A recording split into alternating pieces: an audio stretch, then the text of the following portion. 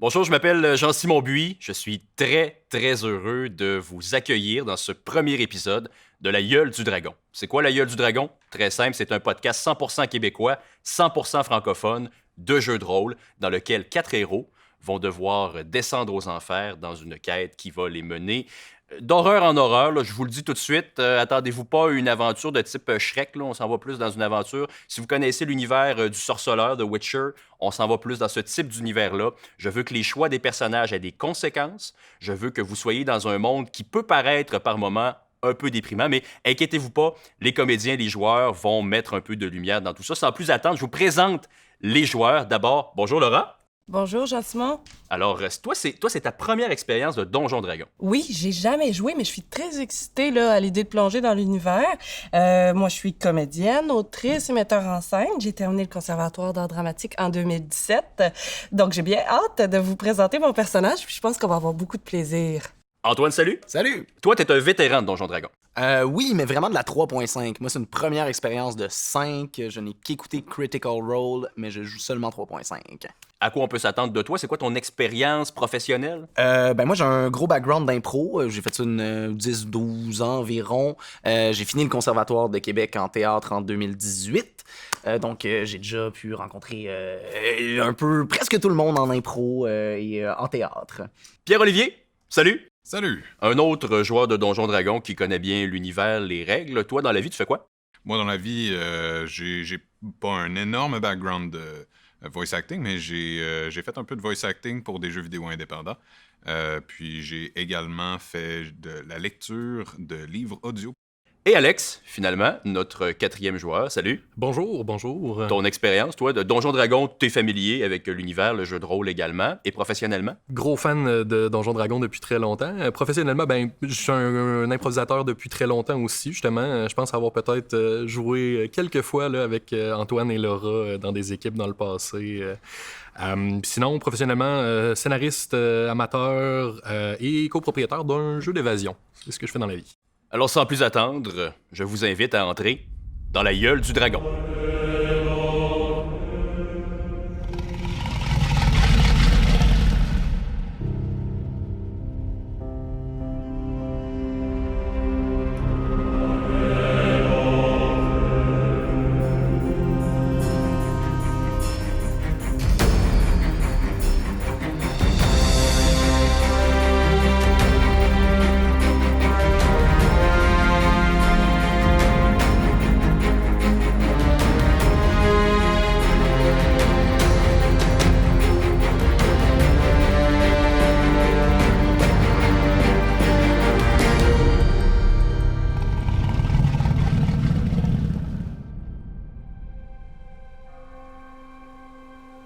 On est dans le bourg.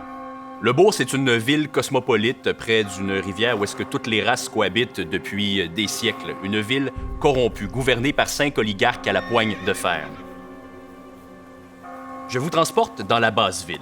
La basse-ville est un endroit sordide où est-ce que la nuit, malheureusement, des gens se battent, ne serait-ce que pour survivre jusqu'au matin. On est dans une mansarde, en fait, plus précisément, un bordel. Un bordel bien connu, malfamé, où est-ce que les personnages de basse morale passent souvent la nuit. Eggy est étendu sur une paillasse au sol. À ses côtés, plusieurs autres compagnons de fortune ainsi que quelques travailleuses du sexe. Il serre dans son poing sa dague, qu'il ne lâche jamais. Eggy a le sommeil agité, il ne dort que d'un œil et entend d'une oreille le ventre nocturne de la basse ville gargouiller. Ses cris sporadiques, ses échos de lutte pour survivre jusqu'au matin. Vers minuit, le silence tombe comme une chape de plomb. Eggy a l'impression de perdre pied, comme dans ses rêves où l'on chute sans fin. Dans sa chute, il entrevoit des changements de décor, glace, feu, obscurité, des ruines, puis la chute cesse. Il ouvre les yeux. Autour de lui, des murs de pierre cyclopéens, vertigineux.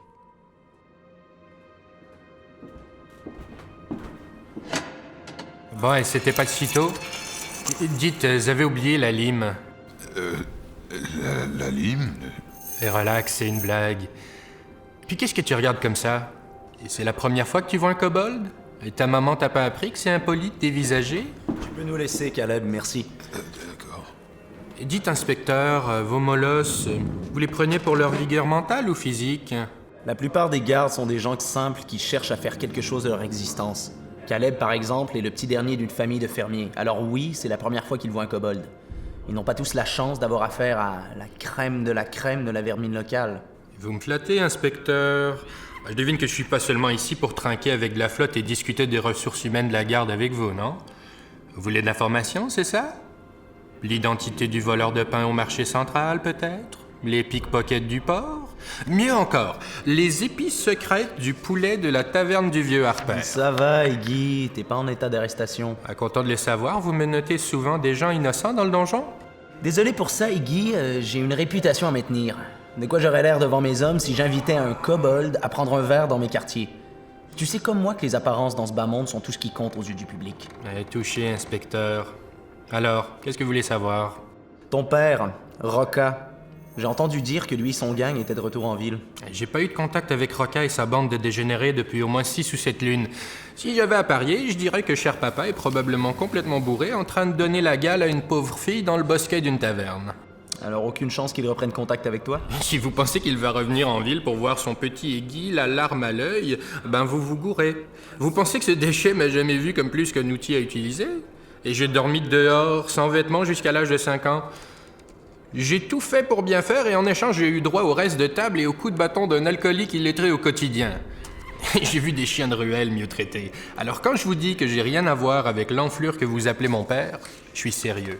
C'est quand même ton père. Adoptif. Un enfoiré de première qui trouve un œuf, ça fait pas de lui un parent. Alors, tu ne serais pas fâché que, si arrêté, Roca finisse au bout d'une corde? M'en fous. Vous faites ce que vous voulez, je vais être le premier à pisser sur sa tombe. Bon, je vous ai dit ce que je savais, je peux y aller maintenant? Pas tout à fait. J'ai une dernière chose à discuter avec toi. Si je te dis la cornue, ça sonne quelque chose? C'est un mythe pour s'assurer que les enfants finissent leurs légumes et se couchent à l'heure, rien de plus. Un mythe, vraiment. Et tu voles souvent des livres pour un mythe? Je sais pas de quoi vous parlez. Je sais que tu étais en contact avec elle et Guy. Le capitaine a ordonné une battue dans les égouts et on a trouvé beaucoup de choses intéressantes. Je vous jure, si vous lui avez fait du mal, je vais réduire votre poste de merde à un tas de cendres. Et ça, c'est une promesse. Relax. Elle était partie bien avant qu'on arrive à son repère. On a trouvé quelques livres et un ramassis de matériel. Le genre de matériel utilisé pour des dangereux rituels. Tu sais qu'avec la position impériale sur la magie infernale, on n'a pas vraiment le choix d'agir dans un cas comme celui de la cornue. Cornelia. Son nom, c'est Cornelia, et c'est pas une sorcière, c'est une magicienne. Et vous savez rien sur elle, elle est bonne, ok? Elle a plus de sagesse et de pouvoir que vous pouvez vous imaginer. Elle maîtrise des sciences anciennes, elle communique au-delà des limites de notre monde, elle fait des choses, c'est incroyable. Et vous aimez imposer votre pouvoir sur ce que vous êtes incapable de comprendre. Et c'est ça le problème avec vous tous, hein? Incapable de voir plus loin que le bout de votre nez. J'ai ras-le-bol d'entendre parler de pureté et de sainteté par des gens qui lancent encore leur merde par la fenêtre. Vous semblez proche? C'est la première personne qui m'a traité comme autre chose qu'une vermine. La première personne qui m'a traité avec dignité. Vous pensez que c'est Roca qui m'a appris à lire? J'ai besoin d'informations sur le matériel du rituel. J'ai plus rien à vous dire. J'allais juste en profiter pour persécuter une magus qui vous a rien fait. Officiellement, la couronne exige que si capturée, elle soit mise au bûcher. Si tu me demandes mon avis, rien à faire des chasses aux sorcières. Je veux juste m'assurer de ne pas me réveiller avec un portail des enfers au milieu de la ville. Tu as ma parole, Iggy. Je sais pas si elle prévoyait quelque chose.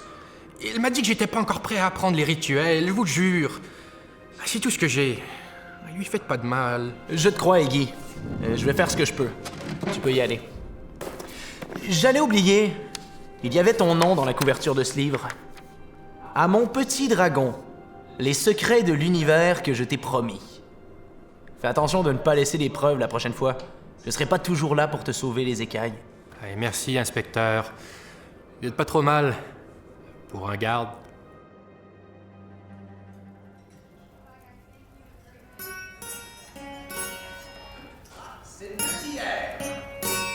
On se transporte en Haute-Ville. La Haute-Ville du bourg contraste beaucoup avec la Basse-Ville. C'est le seul endroit où est-ce que les bâtiments n'ont pas l'air complètement désaffectés. On est dans une auberge un peu comme les autres, une chambre comme les autres. La nuit est sombre, c'est la nouvelle lune. Grumbar dort à point fermé dans son lit. S'il avait été éveillé, il aurait pu entendre le chant de cet imbécile de barde qui fausse atrocement au rez-de-chaussée. Grumbar le trouve absolument insupportable et il a eu envie de lui casser son luth sur la tête plus tôt ce soir-là. Vers minuit, même la voix criarde du barde s'éteint. Comme Eggy, Grumbar se sent chuter inexorablement vers un puits sans fond. Il croit entendre des hurlements, des rires saccadés, des appels désespérés. Puis la chute cesse. Il ouvre les yeux. Autour de lui, des murs de pierre cyclopéens, vertigineux. Grumbar des Hautes-Cimes à votre service. Si vous cherchez quelqu'un pour vous trancher un bras et vous le recoller, je suis le bon nain. Je suis le meilleur dans ce que je fais, alors ce serait égoïste de pas partager. Je viens de Dal Tordir, magnifique cité naine au cœur d'une montagne. Il y a un temple au sommet de celle-ci, et c'est là où j'ai tout appris. C'est autant un temple qu'une école, cet établissement. On m'y a transmis la tradition militaire naine et le savoir d'Abriel. Abriel. Oui, Abriel. Abriel, l'archange de la foi. Jamais entendu parler? Vous venez vraiment d'un trou perdu, vous? Y a pas de mal, on n'a pas tous la même chance. Ma famille à moi possède pratiquement le lieu saint. Riche donateur depuis sa construction, tous les Hautes-Cimes y ont fait leur éducation. Ma fratrie au complet est passée par là. On est beaucoup chez vous? Nous, c'est 4 sœurs et 2 frères. 8 autour de la table en comptant ma mère. Elle nous a élevés seuls, vous savez. Mon vieux s'est fait bouffer par des araignées quand j'étais trop jeune pour m'en rappeler. Alors il s'est retrouvé seul, 7 mômes, dont moi encore en couche. Mais elle a bien fait son travail. Tout le monde a quitté le logis jeune pour accomplir des choses incroyables.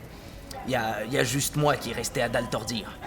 J'ai étudié pendant plus d'1 siècle à l'école du Temple. J'y ai appris à me battre et à accueillir Abriel dans mon cœur. Je dois l'admettre, c'est peut-être les activités extra-cursus comme les tournois et les beuveries qui ont sans doute allongé mon parcours étudiant. Ça fait 1 an, jour pour jour, que ma mère m'a dit de partir vivre ma vie hors de ma mine. Oh, et elle est pas méchante, vous savez. Elle m'a donné les sous pour commencer une bonne vie, une mule chargée de matériel, puis elle a claqué la porte. C'est le monde dehors qui m'a tout pris. Je suis sorti de la montagne et j'ai suivi les panneaux jusqu'au village le plus proche. C'était un hameau d'une pauvreté que j'avais jamais vue sous ma montagne. J'y suis resté pour soigner les malades et repousser les rares bandits qui prenaient la peine de voler des gens si pauvres. Je voulais leur montrer qu'on pouvait vivre mieux si on mettait un peu de sien. Leur mode de vie me semblait complètement archaïque. Comme s'ils choisissaient de vivre ainsi. J'ai pas réussi à les atteindre puisque rien n'a changé. Ils ont continué à construire leur puits à côté de leur latrine. Leur mère n'est jamais arrivée à écrire son propre nom. Le nom officiel de la ville dans les documents du royaume, c'est encore X. Pendant que je faisais tout ce travail, je restais à leur petite auberge et payais pour la froideur du repas et de la chambre. À ce moment-là, je connaissais pas vraiment la valeur des choses.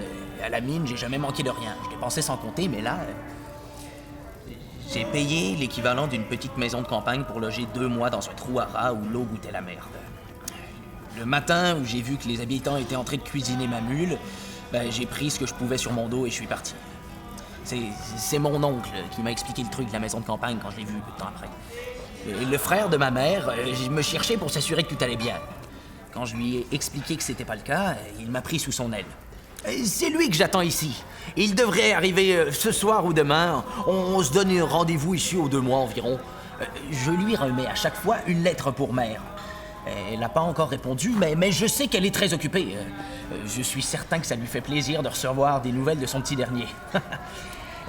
J'ai peut-être omis de lui parler de la fin de la mule.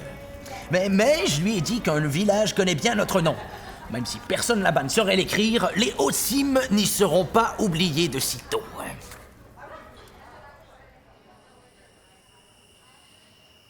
On se transporte à l'extérieur du bourg. À quelques centaines de mètres de là, il y a une forêt avec une clairière qui est éclairée généralement par la lune, mais la nuit est sombre car c'est la nouvelle lune. Mélie est levée contre son ourson qui l'accompagne partout et elle dort d'un sommeil agité. Le repas de la veille a été copieux, elle a abusé de la tarte et la digestion perturbe ses songes. Les sons de la forêt accompagnent son repos, chant des chouettes, craquement des branches foulées par les cervidés, l'occasionnel hurlement de loups. Vers minuit, plus un bruit. Mélie sent le sol céder sous son corps.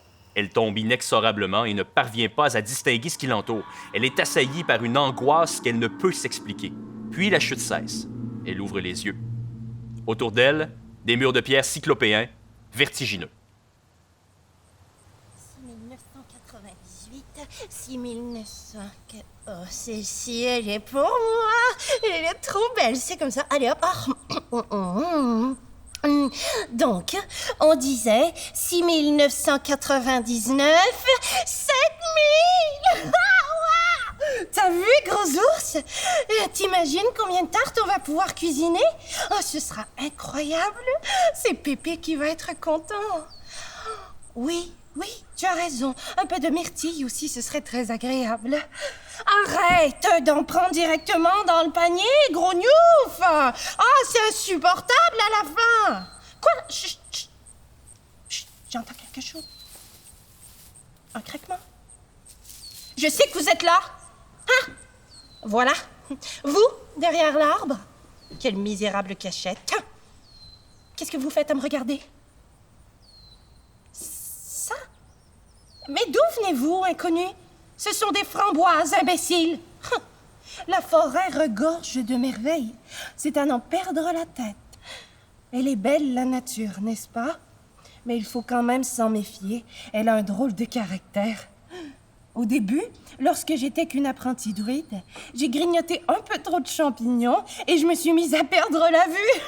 Ou du moins, celle à laquelle je suis habituée. Oh, je ne me suis même pas présentée. Mon nom est Mélie Donnella. Et lui, c'est Ours, ou Gros Ours, ou Gros Gnouf, ça dépend. Nous sommes tous deux orphelins. C'est sympa, non? Vous ne trouvez pas? Ah, mais non. Non, commencez pas à pleurer. Oh, non, mais vous allez imbiber vos bandages de larmes et votre guérison sera foutue. Vous êtes brûlé, n'est-ce pas? Vous avez le droit de ne pas répondre. Vous semblez être perdu. On aurait dit un pauvre petit animal effrayé. Ou bien, est-ce un duel que vous voulez? Un combat? Vous pensez que je ne vaux pas grand-chose? Qu'un simple coup de pied suffirait à faire dégringoler la colline éternelle au gnome que je suis pour que je tombe dans un vaste trou noir et que je n'en ressorte jamais? Je ne suis pas grosse, c'est vrai. Ni bien grande, ni très musclée, je vous l'accorde. Toutefois, si vous prêtez attention à la justesse de ma voix, vous verrez que ma force réside ailleurs que dans ce qui est visible à l'œil nu. Quelle magnifique journée aujourd'hui! Vous ne trouvez pas? Le vent d'automne, encore bizarrement chaud, me rappelle cette étrange nuit d'octobre où mon frère jumeau a disparu. Mais non, il n'est pas mort! Oh, quelle andouille vous faites! Où est-il? C'est que... Il se cache! Et puis, il est bien meilleur que vous dans ce domaine. Hein? Qu'est-ce que vous me voulez à la fin? Je n'ai pas le temps de vous aider. Je suis en train de préparer mes tartes. Partez ou bien restez pour toujours. Eh bien, vous ne bougez pas? D'accord, alors, je continue. Longtemps, j'ai erré seul entre les champignons, les loups et les arbres. Ce n'était pas voulu. C'est arrivé et c'est tout. Vous voulez des framboises, dites? Non? C'est impoli de refuser. Pépé pourrait vous carboniser sur le champ s'il vous entendait.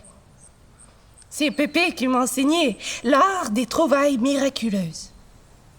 Qui est Pépé? Ah ben non, vraiment, vous n'êtes pas du coin même.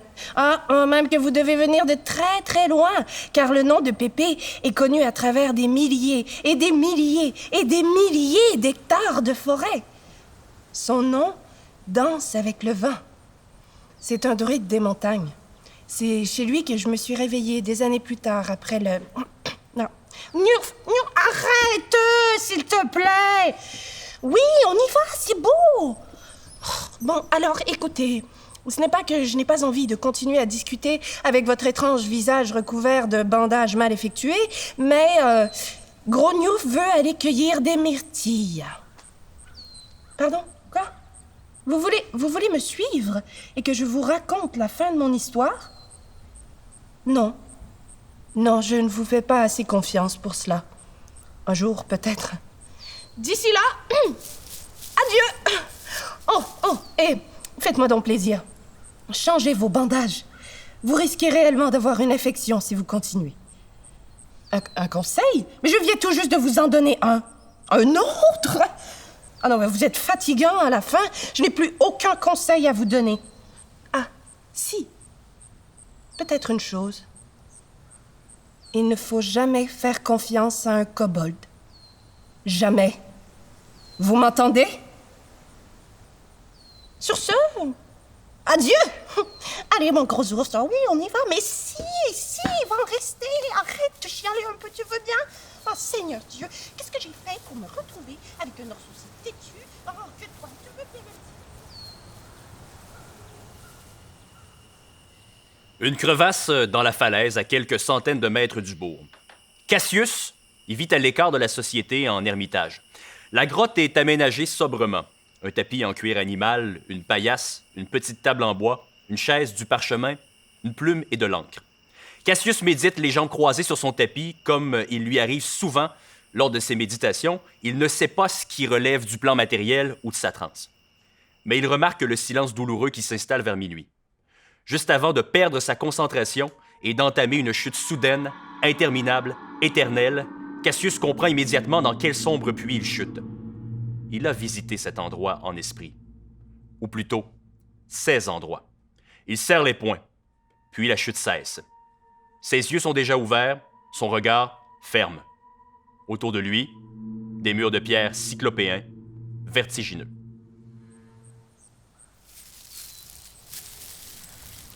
J'aurais jamais cru dire ça. Mais mon père avait raison.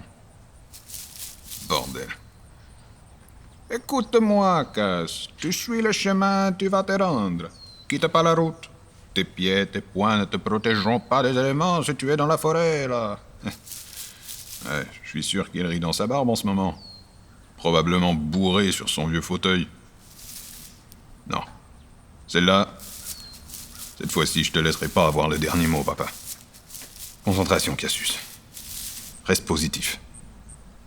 Non, t'es pas perdu. T'es juste... temporairement désorienté, voilà. Rappelle-toi, équilibre. Tout est à sa place. Tout est à sa place. Tout est... Tout... Les arbres se ressemblent en plus, merde.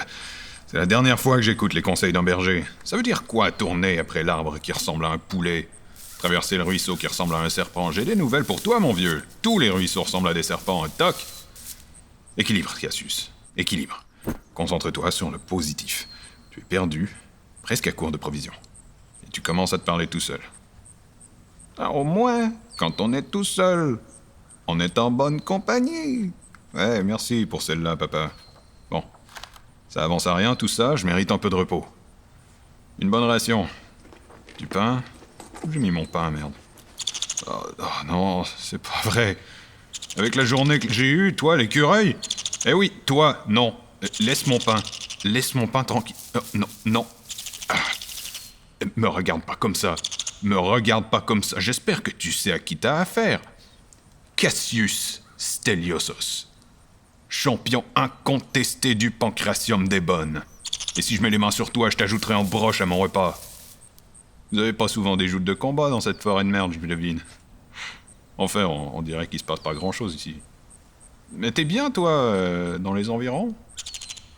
Moi, tu vois, c'était pas terrible. Alors je suis parti de mon petit patelin. Comme ça. Pouf! Bon. Pas tout à fait comme ça. J'ai eu droit à une bonne bagarre avec le père, comme soirée d'adieu, tu vois, sa façon de me souhaiter bonne chance, j'imagine. Dis, t'as des enfants, toi? Moi, tu vois, je crois pas être fait pour ça. Pas le bon matériel. Une vie de combattant, c'est pas fait pour des enfants. Demande à mon père. Faut pas se tromper, je veux dire, il était pas mal au début, avant la bouteille. Quand on pouvait encore jouer, faire semblant. Mais le monde ne fait pas semblant, Cass. Le monde est cruel. C'est pour ça que la reine est aussi importante. Comme le monde. Tu dois tout y laisser, tout sentir. Pas d'illusion, pas de jeu. La leçon parfaite à 8 ans, tu vois. Eh, où tu vas comme ça? Je pensais qu'on devenait amis. Arrête de grimper. Non, bordel. Bon, faut croire que tu me laisses pas le choix. Je vais devoir grimper aussi. suis déçu, petit. Je croyais pas avoir à te suivre jusqu'à la cime de l'arbre, mais... Bon, allez, donne-moi le pain. Donne-moi le bout de pain. Allez, ici, non. Allez, laisse-le goûter. Non. Ah. Bon, il a sauté. Au revoir, petit pain. Dis donc. Oh, c'est pas vrai. C'est des murailles là-bas? Oh, je l'ai trouvé, la ville. Essaie toujours de voir le monde par les yeux de ton ennemi. Celle-là, vieux fou. Celle-là, je te la donne. Mais juste cette fois. Eggy, Grumbar, Cassius et Mélie, vous êtes tombés dans un puits sans fond jusqu'à une pièce circulaire que je vous ai décrite un peu plus tôt. Donc, c'est une pièce que vous voyez à peine, que vous distinguez très peu. Il faut dire que Eggy, tu vois un petit peu mieux qu'est-ce qui est autour de toi à cause de ta vision de kobold. Il y a une espèce de rayon de lumière blafard qui vient de très, très haut, au-dessus de cette pièce circulaire. Ce que vous voyez un peu, surtout Eggy, c'est des murs de pierre. Les pierres sont suintantes d'humidité, des énormes pierres. C'est pour ça que je parle de murs cyclopéens. C'est vraiment des murs gigantesques. Au centre de la pièce, il y a un calice de pierre qui semble sortir du sol sans démarcation. Eggy, tu es capable de constater que ça semble littéralement sculpté dans le sol. Un calice de pierre circulaire qui monte... la bassine est à peu près à la hauteur des épaules d'un humain. Donc, pour Cassius, c'est à peu près à la hauteur de tes épaules. Pour les autres, c'est plus à la hauteur de vos yeux, parce que vous êtes tous des petits personnages. Et là, vous êtes à peu près aux 4 points cardinaux, ou ce qui serait les 4 points cardinaux de cette pièce circulaire. Okay? Les 4, vous voyez donc pour la première fois. Vous voyez un kobold vêtu d'une armure de cuir, un chaperon noir sur la tête qui a l'air complètement ahuri, la gueule à moitié entrouverte. Un nain des montagnes bardé d'une armure lourde, barbe rousse soigneusement taillée, dans ses yeux, un éclair de colère. Une minuscule gnome portant une robe usée, rapiécée de ci, de là. Elle semble apeurée comme un poisson hors de l'eau. Et vous voyez quelque chose qui ressemble à un elfe, mais vous n'êtes pas tout à fait capable de dire si c'est réellement un elfe. Il a les oreilles pointues, des traits sévères, porte une froc monastique ou cléricale. Ses cheveux noirs sont tressés, ses poings sont serrés et dans ses yeux, une lueur de défi. C'est donc la première fois que vous 4 vous rencontrez. Vous êtes dans l'incapacité de bouger, comme si des chaînes invisibles vous retenaient au sol. Donc, vous pouvez essayer autant que vous voulez, mais ça ne bouge pas. Vous êtes paralysé, mais vous pouvez parler. Qu'est-ce qu'on fout ici? Parabriel, qu'est-ce que je porte? Non, ça veut pas. Non! Mais qui êtes-vous? Vous êtes qui, vous? Ah! Mais quoi vous êtes qui? Pourquoi je suis encerclé de nabots? C'est nous que tu traites de nabo? Ouais, c'est toi que je traite de nabo, Le parfaitement. nabo, il va te déjeuner pour dîner. Ah ouais, si tu peux te déchaîner, ouais. Ouais, j'ai l'impression. Est-ce que vous savez ce qu'on fait là? C'est la première fois que vous êtes enchaînés, mes petites peaux douces? Encore?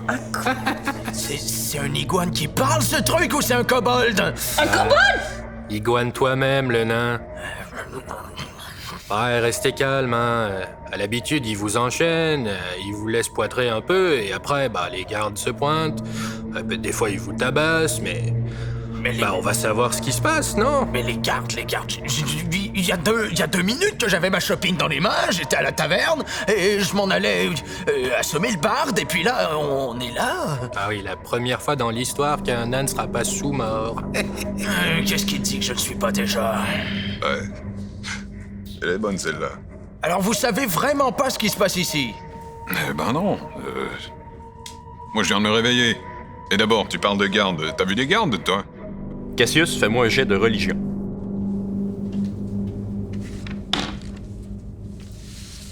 13.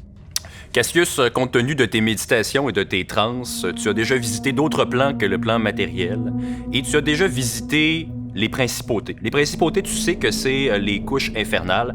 Ton personnage est assez calé en religion pour comprendre qu'une chute aussi longue, aussi éternelle, sans fin, ça ne peut vraiment signifier qu'une chose. Soit tu es en transe en esprit aux enfers, soit tu es physiquement dans une des principautés. Donc, ton personnage est capable déjà d'avoir une idée où est-ce que vous êtes. Ça peut situer un peu ta manière de parler aux autres. Là. Tu as une idée que t'es pas proche du bourg que tu avais vu, t'es pas proche de ta falaise, t'es complètement ailleurs en ce moment. T'es capable de déterminer ça.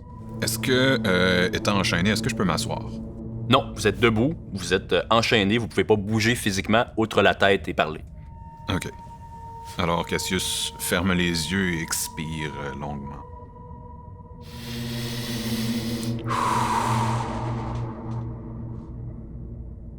Il se concentre. Est-ce qu'il est capable de déceler si il est bel et bien physiquement là ou incapable complètement? Fais-moi un jet de sagesse. De sagesse. 8. Il est pas en mesure de savoir s'il est ici en transe ou physiquement, mais il voit clairement que les gens autour de lui, les personnes qu'il voit, qui sont de très petite taille et qui considèrent comme des nabos, ben clairement, ils n'ont pas pu se rendre là en transe. C'est pas des gens qui semblent avoir de l'expérience de méditation. Tu vois un genre de lézard à côté de toi, un nain, une madame avec plein de vêtements rapiécés. Ça fait pas vraiment de sens que ces gens-là soient avec toi en transe aux enfers. Bon, si je me fie aux formes du calice, les bas-reliefs, tout ça... Si je me trompe pas, on est dans un des cercles des enfers. On est mort? Je me souviens pas d'être mort, le grand. Je sais pas. Moi, j'étais dans la forêt il y a quelques minutes. J'ai pas vu d'ours. Vous avez fait quoi comme péché, vous, de votre vivant? Absolument rien. Une vie saine et sainte depuis plus de 125 ans, je m'excuse. Alors, qu'est-ce que tu fais en enfer, je te le demande? Sans doute un nouveau défi qu'Abriel m'envoie. Archange, j'entends ton appel. Bon, un illuminé. Ça va bien se mettre. Alors moi, je sais pas du tout qu'est-ce que j'ai pu faire pour me retrouver ici. Hein. J'étais simplement en train de dormir tranquillement avec mon gros gnouf et tout était correct. Et je me ramasse avec 3 personnes qui sont très étranges. Gros Newf, vous êtes une dame de la nuit ou... Ah non, gros gnouf, c'est mon ourson. Mais à quoi vous pensez? D'ailleurs, moi, je crois qu'il y a erreur. Je ne devrais pas être en enfer. Et surtout pas avec une espèce de kobold devant moi qui me fixe comme ça encore, hein? Bah si c'est comme ça, tu peux toujours parler au gérant, non? Ah ouais, ben il est où le gérant? Bah écoutez, moi, je vous cacherai pas que la question, c'est pas de savoir si j'ai ma place aux enfers, c'est de savoir pourquoi je suis mort. Et non, vous savez... il doit y avoir quelque chose qui nous unit, je peux pas croire. Toutefois, j'ai pas le choix de vous dire. Vous dites on est mort, on est mort, on est mort. Moi, j'étais très vivant tout à l'heure, et puis de ce que j'en sais, on pourrait très bien être vivant et aux enfers. J'ai pas eu l'impression d'avoir été touché mortellement par un barde à la musique de merde. Grumbar, fais-moi un jet d'intelligence. OK. Ça pourrait être un jet de religion, mettons que je l'ai? Ou c'est pas ça? Suite à intelligence, peut-être, mais Ok, commence pas par un jet d'accord. d'intelligence. J'ai fumble, puis j'ai -1.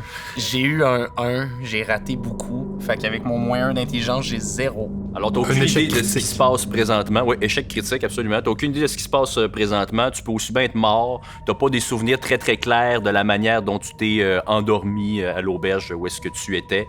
Alors, présentement, tu peux aussi bien être mort. Ça peut être une punition d'Abriel, ton archange. Ça peut être un mauvais rêve. Ça peut être l'alcool qui a mal passé. Ça peut être un paquet d'affaires. On est peut-être mort, en fait. Je me rappelle plus trop maintenant que vous le dites. J'ai pas eu le temps de dire mes derniers mots à mère. Oh non, c'est pas vrai. Aiguille, jet d'intelligence, s'il te plaît. Il y a 5.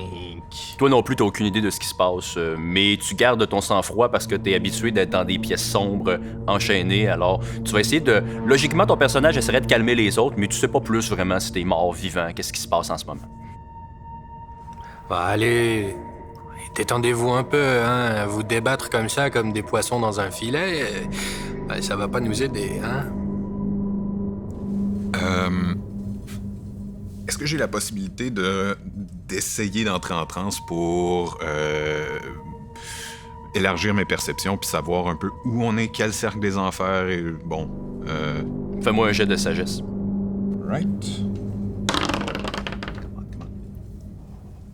20. Immédiatement, les 3 autres, vous êtes un peu paniqués par ce qui se passe et vous voyez la grande figure près de vous, qui est vêtue d'une froc monastique, fermer les yeux. Et là, il semble totalement imperméable à tout ce qui se passe autour de lui. Vous pouvez essayer de le réveiller si vous voulez, essayer de le... Parce que c'est quand même frappant de voir ça. Mais vous pouvez quand même essayer de lui parler et de voir s'il est encore là, si vous voulez. Mais qu'est-ce qu'il fait, lui? Hey, c'est pas le temps de faire la sieste, l'ami. On est en enfer et il en profite pour faire la sieste. Il y a des gens comme ça qui peuvent dormir partout. Moi, je suis jaloux. Mais est-ce qu'on est vraiment pris avec un narcoleptique en enfer? Franchement, je vois pas l'intérêt, là. Alors, autant le laisser. Hey! J'essaye au moins de le réveiller, peut-être, je sais pas, on est-tu bien loin, genre? Fais-moi un jet de... Le crachat, est-ce que c'est la dextérité? Fais-moi un jet de médecine. Un jet de médecine. Ok, parfait, ça c'est... médecine, c'est Wisdom, ok. Ouais, vas-y. Ok, j'ai un bon 20 en médecine. Ok, tu sais que tu réussiras pas à le réveiller. Tu constates, t'as suffisamment de connaissances suite à tes prières, notamment avec ton archange Abriel, pour savoir que Cassius n'est pas seulement assoupi. Il est entré dans une profonde transe. Mais c'est pas un narcoleptique? Il est en train... on réussira rien à faire. C'est le genre de type, il est parti se concentrer dans son je me moi intérieur. Écoute, on l'a perdu, il est déconnecté. Est-ce qu'il va continuer à faire ce bruit pendant des heures encore? Car moi, je ne peux pas supporter. Vous entendre comme ça... je crois que ça confirme. On est en enfer. À qui ai-je l'honneur, au moins, si on est pour passer l'éternité à se faire torturer ensemble? Alors moi, c'est Mélie. Mélie Donnella. Enchantée. Moi, c'est Eggy. Juste Eggy. Eggy. Eggy. Eggy. Eggy. Eggy. Eggy. Eggy. C'est qui, Eggy? Eggy. Eggy? Eggy! Et voilà, hein. Alors, on a Mélie et Eggy. C'est les enfers au début d'un conte pour enfants, je sais pas, là. Et vous, c'est quoi votre nom? Moi, c'est Grumbar. Grumbar des Hautes-Cimes, fier représentant du clan des Hautes-Cimes et porteur de la Sainte Lumière d'Abriel. Porteur de la Sainte Lumière de qui? Abriel? Abriel? Oh là là, arrêtez tout le monde, hein. On a quelqu'un d'important ici, hein. Mais c'est un honneur, monsieur des Hautes-Cimes, de se faire arracher les ongles et probablement donner en pâté à des araignées qui ont des têtes d'abeilles, hein. C'est ça qui nous attend? Je sais pas, hein. Les différents niveaux des enfers, hein. J'ai l'impression qu'on va avoir une éternité d'un buffet de douleur et de terreur.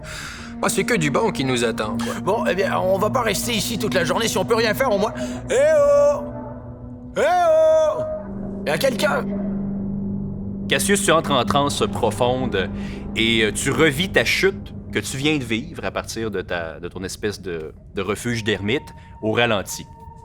Et tu vois les différents paliers des enfers. Le premier palier que tu vois, c'est une espèce d'étendue de plaine qui ressemble à un champ de bataille avec au sol des cadavres qui jonchent ces plaines-là, qui sont très très sombres avec une tour au loin. Tu continues ta chute, tu vois une espèce de paysage absolument dégoûtant. Encore une fois, des cadavres, mais qui semblent cousus les uns avec les autres, gluants, puants, avec des fumées vertes qui sortent de ça. Tu continues ta chute, tu poursuis ta chute et tu arrives au palier inférieur où tu ressens même le froid du paysage complètement glacial qui t'entoure avec des espèces de pics qui sortent. Tu descends encore plus et là, tu ne vois plus rien. Mais tu entends des cris absolument abominables qui t'entourent. Tu poursuis ta descente et là, tu vois les ruines d'une cité. Tu continues à descendre encore une fois et tu vois comme ça plusieurs paliers, 9 paliers plus précisément, et tu arrives finalement au bas complètement où est-ce que c'est un labyrinthe insondable qui t'entoure, très sombre, avec au centre une immense pièce circulaire qui ressemble étrangement à l'endroit où vous vous situez avec un calice de pierre au centre. Et tu sais par tes connaissances des enfers que tu viens de voir les 9 principautés et que la plus profonde principauté s'appelle Kroll, et c'est le domaine d'Azmoth, le seigneur des enfers.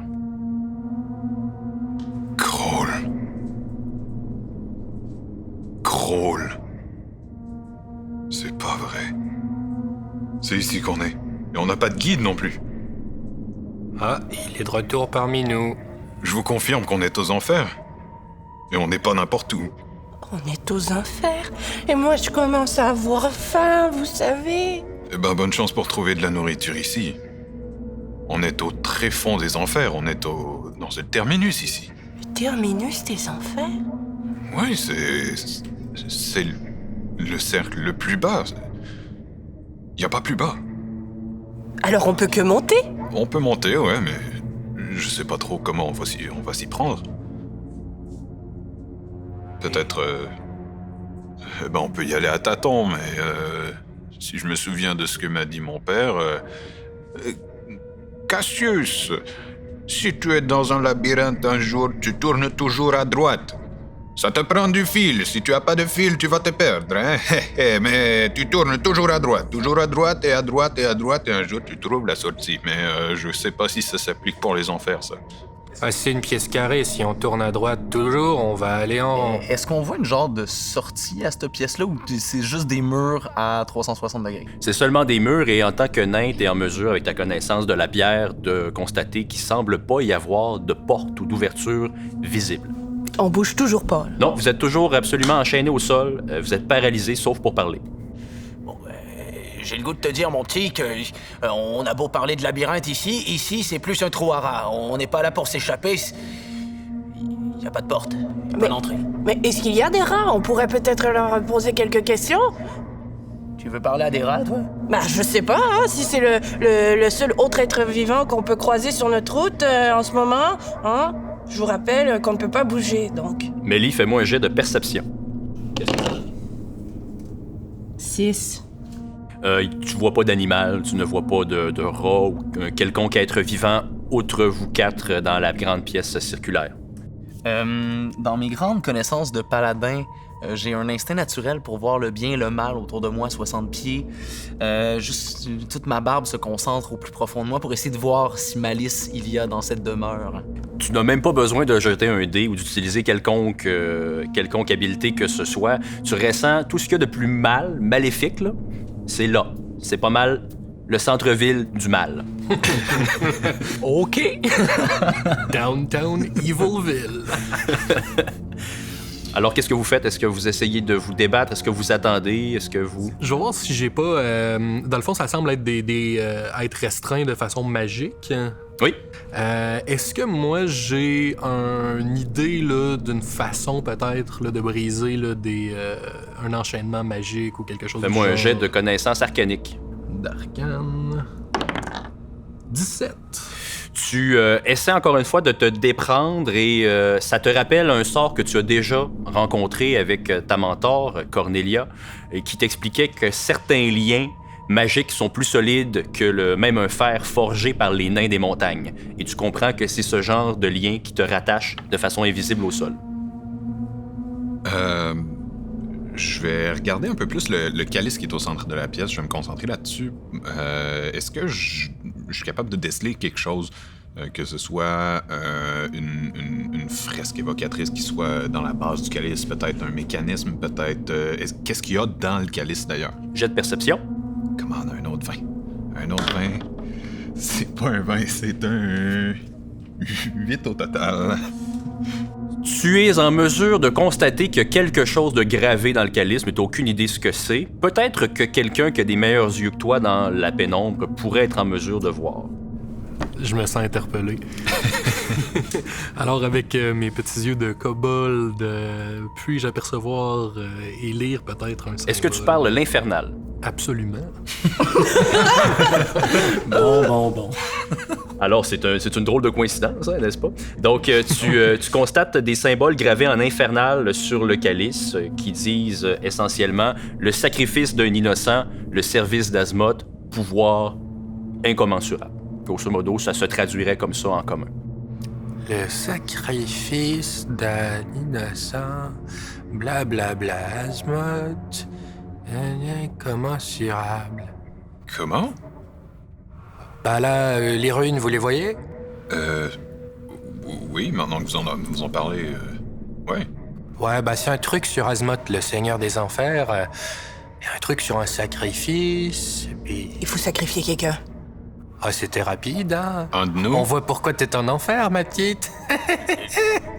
Il faut faire un sacrifice pour Azemoth? Connaissons les seigneurs des enfers, ça doit être un de nous 4. Comment ça, connaissant? Moi, je dis qu'on envoie le nain, là. Il est toujours bourré, de toute façon. C'est pas un point, ça. Bourré et courtois, peut-être? D'accord, pardon. Comment vous appelez déjà, Grumbobo? Grumbar des Hauts-Types, s'il vous plaît, Madame Melly. Pendant que vous vous obstinez et que vous tentez de comprendre la signification des runes, tu avais bien vu, Grumbar, qu'il n'y avait absolument aucune porte visible, mais malgré tout, il y a 4 béantes ouvertures qui s'ouvrent dans la pierre sans aucune trace de quoi que ce soit. 4 ouvertures dans un son de pierre qui se lève tranquillement et le sol tremble sous vos pieds. Qu'est-ce qui se passe? Qui va là? Qui va là? Elles étaient pas là. J'ai bien regardé, elles étaient pas là, les entrées. Hein. Je sais ce que je fais et pourtant elles étaient pas là. Oui, c'est ça, oui. Bon, mais vous voyez quelqu'un dans les ouvertures de la porte? Au moment où tu dis ça, Cassius, vous voyez 4 silhouettes avancer lentement, 4 silhouettes poussant elles-mêmes une autre silhouette devant eux. Les silhouettes qui sont poussées portent une espèce de sac de jute, de sac de toile sur la tête, comme pour les empêcher de voir. Leurs mains sont ligotées, donc ce sont visiblement des prisonniers. Vous n'avez pas besoin de faire de jet quelconque pour comprendre ça. Et les 4 silhouettes derrière portent des espèces de robes sombres avec des masques. Faites-moi chacun un jet de religion, s'il vous plaît. 17 pour Grumbar. 11. 3. 5. Eggy et Mélie, vous n'avez aucune idée du type de masque que ça peut être. Grumbar, tu te souviens que lorsque tu étais parmi les nains, vous avez déjà discuté de différents cultes opposés à celui d'Abriel, l'archange. Et celui d'Azemoth est marqué par le port d'un masque aux traits d'Azemoth, le seigneur des enfers, donc des traits très diaboliques, des cornes vers l'avant. Et tu reconnais immédiatement que les masques en question sont les masques d'Azemoth, un des pires ennemis d'Abriel. Azemoth, il avait raison, le méditatif. C'est des masques d'Azemoth, les biscornus qui s'avancent, c'est Azemoth. Hey vous, si vous me détachiez, je sais très bien quel compte je pourrais vous rendre. Il y a 2 silhouettes que vous voyez parmi les prisonniers qui sont des silhouettes de petite taille et 2 silhouettes qui sont de taille normale, donc de taille humaine ou à peu près. J'aimerais que vous me fassiez chacun un jet d'intuition. Voyons! 18! 8. T'as dit intuition? 8. Et Cassius? 8 aussi. Grumbar, les autres, vous ne constatez pas grand-chose à propos de ces prisonniers-là. Grumbar, tu remarques une des petites silhouettes qui te semble étrangement familière. Maman? Maman? Est-ce que... Dieza, c'est toi? Mon fils! Mon fils, tu es là? Dieza, si vous touchez un seul cheveu de sa tête, je vous jure que je... Grumbar, mon fils! Où es-tu? Je suis là, maman. Il n'y a rien de mal qui va t'arriver, je suis là. Il fait si sombre, il fait si noir.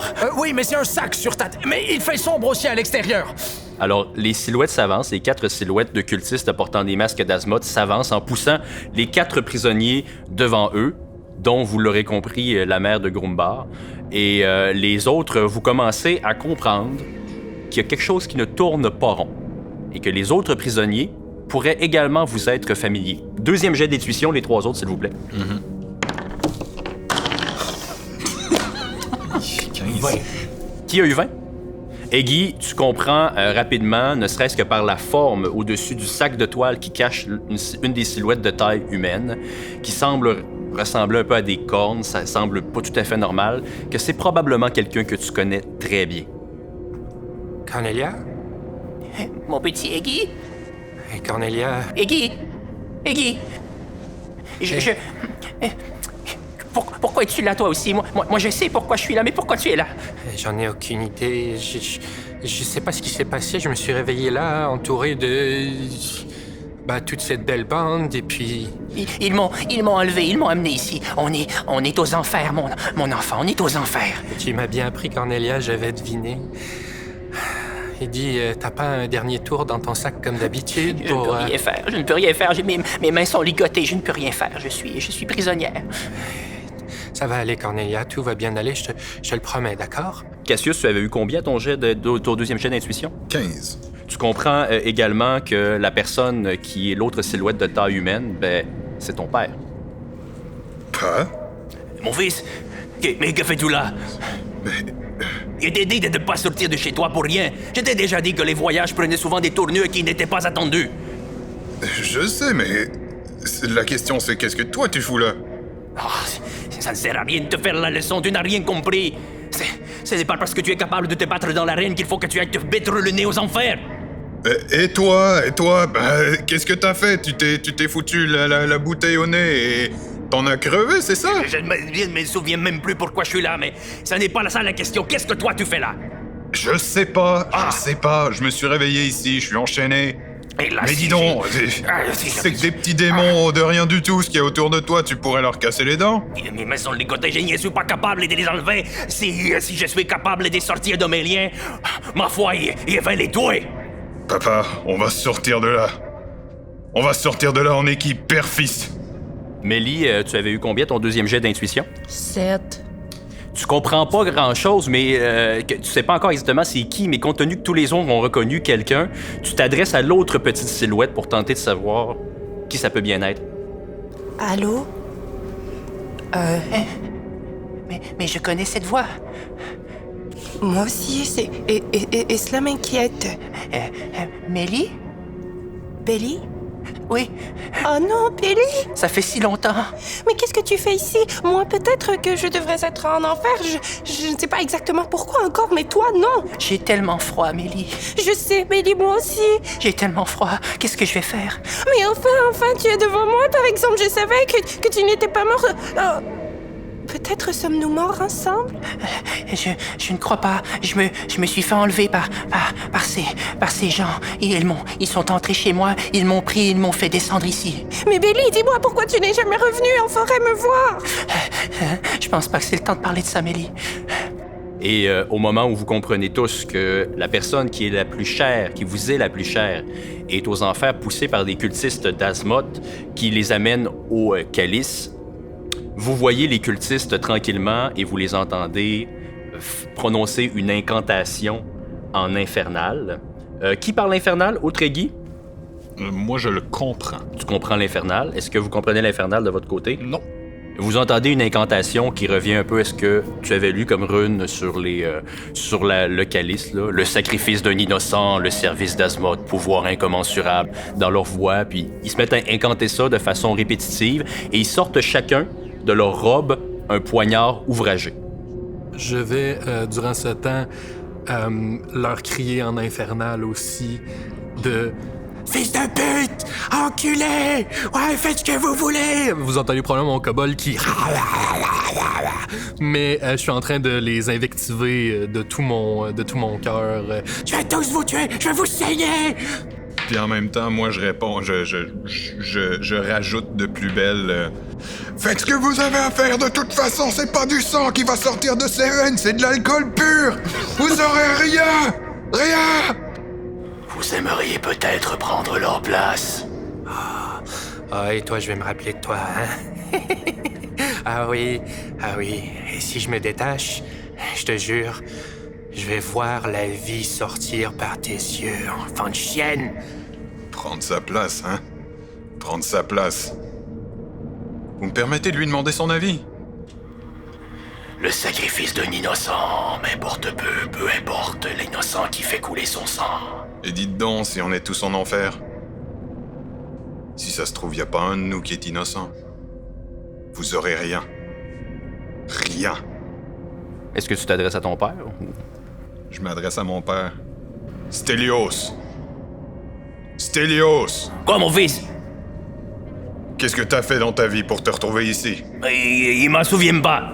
Il bu pas mal la dernière fois et je me suis retrouvé là-bas. Et t'es en train de me dire que si t'enlèves l'eau de vie de tes veines, ils auront quelque chose? Et tout y était toujours dit, tu te souviens les proverbes qui étaient disaient « Le sang de tout être vivant coule dans l'arène pour abreuver la source de la vie. » Alors on n'est pas innocent. Ni toi, ni moi. T'es prêt à mourir, toi, le vieux? Il ne croit pas qu'il va mourir, il ne veut quand même pas me tuer. Eh ben, si on est en enfer de toute façon, c'est qu'on est déjà mort. On peut mourir 2 fois, tu crois? Je ne sais pas, mon fils, je ne sais pas. Et suite à ce dialogue-là, les 4 cultistes lèvent leur poignard au-dessus du calice, le portent à la gorge de vos 4 êtres chers et la tranchent d'un seul coup. Je vais vous tuer, je vais tous vous tuer, je vais tous vous tuer. Vous voyez le sang des 4 victimes s'écouler dans le calice, puis vous vous sentez soudain tiré vers le haut par une force invisible. Vous vivez l'inverse de votre chute vers les enfers, puis l'ascension cesse. Vous ouvrez les yeux, vous êtes recroquevillé sur le sol, dans la clairière où se trouvait Mélie au départ. Et c'est ainsi que s'achève le premier épisode de La Gueule du Dragon.